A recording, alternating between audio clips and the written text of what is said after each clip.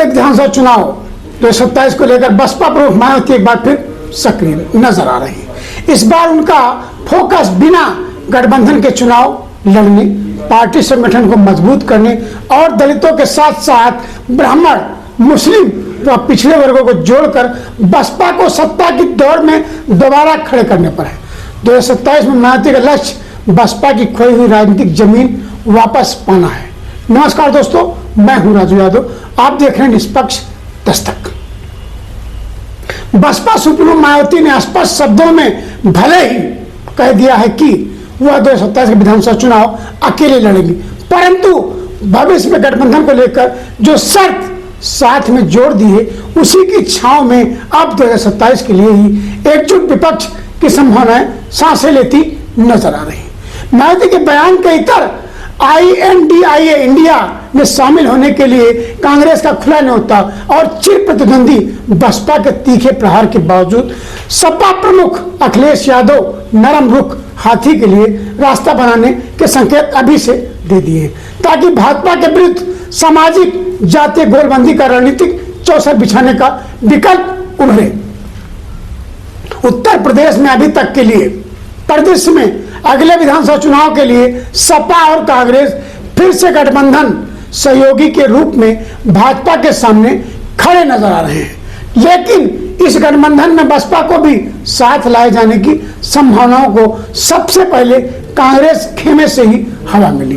Party के राष्ट्रीय महासचिव और उत्तर प्रदेश प्रभारी अविनाश पांडे ने खुलकर कहा है कि राजनीति में संभावनाएं हमेशा बनी रहती है। मायावती अकेले लड़ने की बात कह भले रही हूं, परंतु इंडिया के बसपा के लिए द्वार खुले हुए हैं। इस बीच पिछले दिनों अपने जन्मदिन के अवसर पर बसपा सुप्रीमो मायावती ने हल्के हाथ से EVM और ISIR की चर्चा कर INDA यानी सपा और कांग्रेस के प्रमुख मुद्दों से सैद्धांतिक सहमति परोक्ष रूप से जता दी थी। क्या बसपा का अकेले चुनाव लड़ना उचित होगा? फिर कांग्रेस, सपा और बसपा पर तमाम तरह के आरोपों के साथ कहा कि बसपा को गठबंधन का लाभ नहीं मिलता, इसलिए अकेले चुनाव लड़ना उचित होगा। लेकिन साथ में यह भी जोड़ दिया कि यदि उन्हें भरोसा हो जाए कि कोई दल उच्च बिरादरी यानी सवा वोट बसपा को ट्रांसफर करा सकता है, तो वह भविष्य में उसके साथ गठबंधन करने से गुरेज नहीं करेंगे। इस संकेत को कांग्रेस से जोड़कर देखा जा रहा है, क्योंकि सपा के लिए सवा वोट को साधना सहज नहीं है। कांग्रेस एक वरिष्ठ नेता ने तर्क देते हैं कि भाजपा से नाराज सवा वोट को कांग्रेस के साथ आने में कोई दिक्कत नहीं। यहां मुस्लिम और दलित भी सहज हैं। कांग्रेस प्रयास कर सकती है कि मायावती को यह भरोसा दिलाया जाए। वहीं सपा से मनमुटाव के प्रश्न पर कहा कि गेस्ट हाउस कांड को लेकर सपा बसपा में राजनीतिक शत्रुता जैसी स्थिति रही है, परंतु अपने अस्तित्व को बचाने के लिए 2019 में दोनों एक साथ आए और दोनों ने कमाल भी किया था। मायावती लगातार भाजपा और सपा दोनों पर निशाना साधती रही है और दावा करती रही कि BSP सबसे अधिक समावेशी सरकार दे सकती है। ये बयान जनता के मन में एक अलग विकल्प पेश करने की कोशिश का हिस्सा माना जा रहा है। भाजपा और सपा दोनों ही 2027 की तैयारियों में सक्रिय हैं और बसपा की तीव्र प्रतिस्पर्धा का सामना करना पड़ सकता है। मायावती की चुनौती यह है कि पार्टी जनाधार को फिर से बढ़ाए, खासकर 2022 के चुनाव में उसके वोट शेयर के निचले स्तर से ऊपर उठाए। मायावती ब्राह्मण समुदाय तक पहुंचने का प्रयास निरंतर कर रही, उन्हें सुरक्षा, सम्मान और प्रतिनिधित्व का भरोसा दिला रही, ताकि वे भी BSP के प्रति आकृष्ट हो।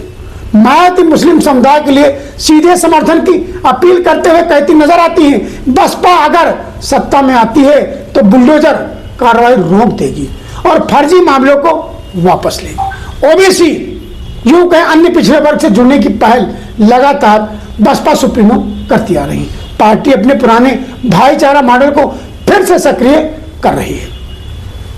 गेस्ट हाउस कांड की याद दिलाकर मायावती एक और दलित वोटों को जोड़े रखना चाहती है, तो दूसरी तरफ सपा को दबाव में रखना भी चाहती है। दिलचस्प यह है कि बसपा प्रमुख के तीखे प्रहार के बावजूद अखिलेश ने जिस तरह से बुआ मायावती को प्रेस वार्ता में शॉर्ट सर्किट की चिंगारी को लेकर चिंता जताई, उससे लगा अखिलेश का प्रेम अभी बुआ के प्रति बना हुआ है। उसे समझ सकते हैं कि वो नरम रूप रखना चाहते।